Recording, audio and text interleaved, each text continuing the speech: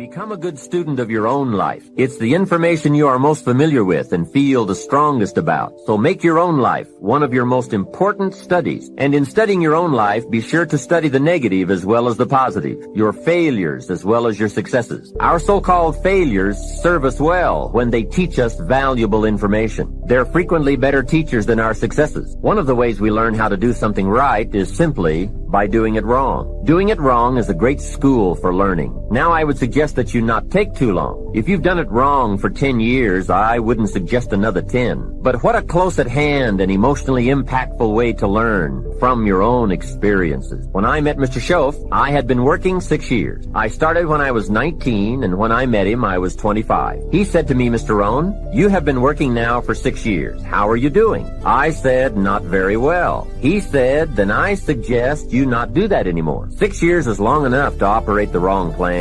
Next he asked, how much money have you saved in the last 6 years? I said, not any. He said, who sold you on that plan 6 years ago? What a fantastic question. Where did I get my present plan that wasn't working well? Hey, everyone has bought someone's plan. The question is, whose? Whose plan have you bought? Now, those initial confrontations as you come to grips with your own past experiences may be a little painful at first, especially if you have made as many errors as I did. But think of the progress you can make when you have finally confronted those errors by becoming a better student of your own life. Now, the next way to learn is from other people's experiences. And remember, you can learn from other people whether they have done it right or wrong. You can learn from negative as well as positive. The Bible is such a great book because it is a collection of human stories on both sides of the ledger. One list of human stories is called examples. Do what these people did. And the other list of human stories is called warning. Don't do what these clods did. What a wealth of information. What to do and what not to do. I think it also means, however, that if your story ever gets in somebody's book, make sure they use it as an example, not a warning.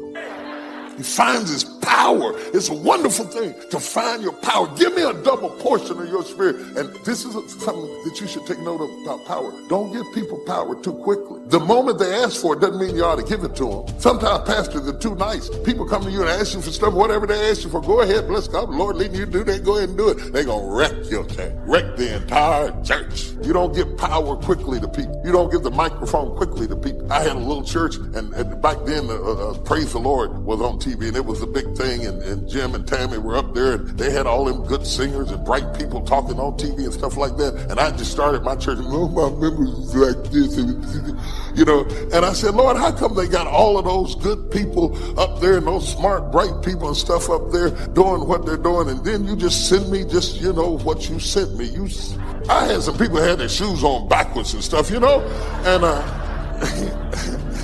and suddenly the Lord spoke back to me and said, they got some people like that too, but they're not up front. Have you given power to the wrong person? I believe complexity is the enemy of execution. That's what it is. You got to make it so simple, people do it. Complexity is the enemy of execution. So I'll get it simple. You get it to me, I'll make it simple. He goes, well, it uses leverage. I said, give me one that doesn't leverage that anybody could do. They could do with ETFs. He goes, well, I don't know. I don't know what that's going to look like. It won't be perfect. I said, your worst plan is going to be better than anybody else's best plan. And then he this moment of engagement, this magic moment, he opens up and he goes, okay. And I'm writing like crazy. I got the video camera going. I'm feeling this vibration in my body. I left so excited, knowing it was something special, but not knowing what it was. But that formula, I took it to Hightower, $30 billion asset company, said, test this 30 years, 40 years, 75 years. How's this done? Over all that time period, in the last 30 years, it lost money 4 times. Made money every other time. And the 4 times, one of the losses was 0.003. So it really practically lost money 3 times. You know what the average loss was? 1.9%. But the average gain, just under 10 all in. The largest loss in 75 years. It's been right 85% of the time. The largest loss was 3.95 as that was 2008. Less than 4% when the rest of the world from top to bottom lost 51%. It's in my book, by the way. And so a bunch of my partners are like, hey,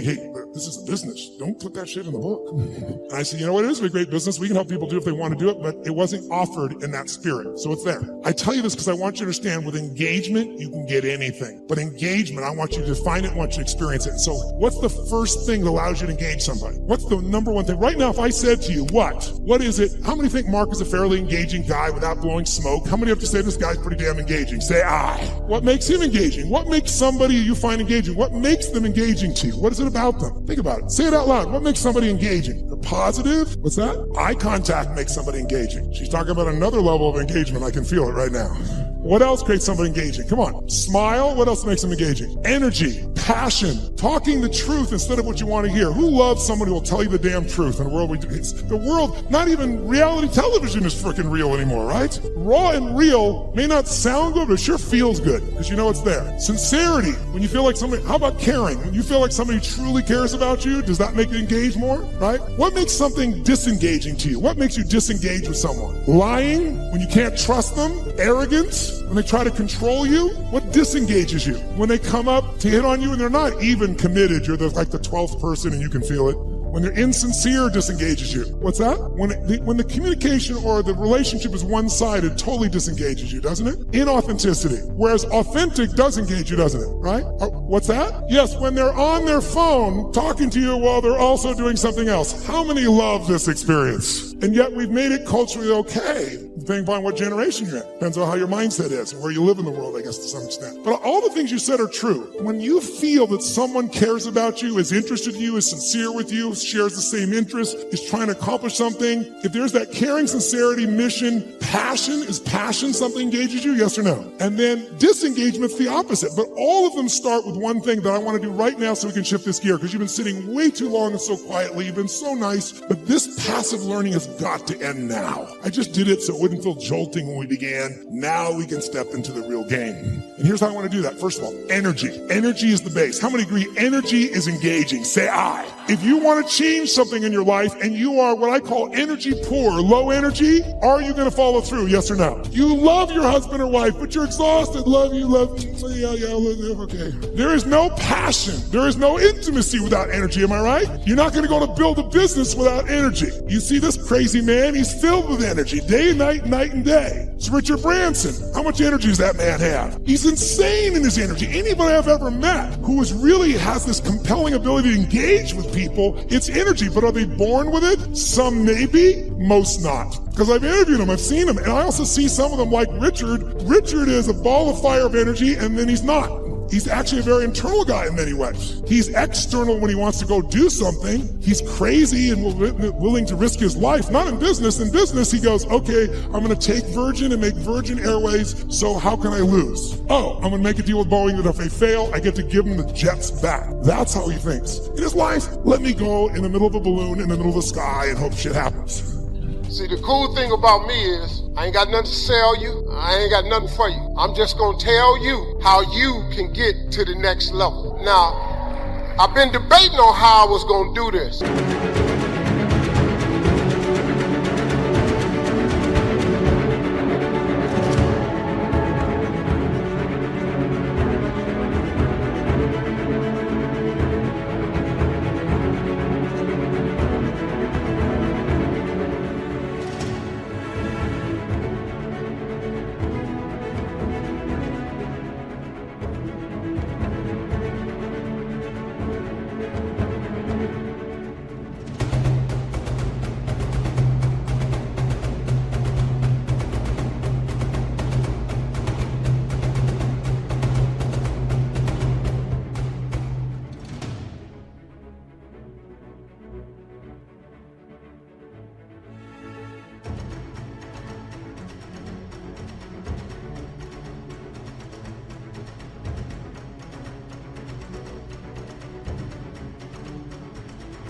But I thought the best way to go about this is just tell you my story. And in my story, maybe you can see some of yourself. Listen, man, anybody can be successful, but you got to understand something. It's hard. It's hard, man. You can take all the courses you want. It's hard. You can go down there to the church and hold your hands in a prayer circle. When you get through praying, it's going to be hard. You go to school, you can get all the degrees you want. When you get them degrees and you hang them on the wall, if you want to be successful, it's going to be hard. It's hard being successful. That's the first thing you need to understand. Come to these seminars and have these people come out here, talk to you about success and everything. Come out here and they do a nice job of it. But then you go back and think you got it. It's hard. I don't even know the speakers' names, but all these people that's up here, it was hard. That lady had the red dress on to get to where she at. It's hard. It's hard. Understand that. It's hard, man. See, and I talk real. I ain't got no paper. I ain't got no presentation. You know, I got some pictures if you want to see them, but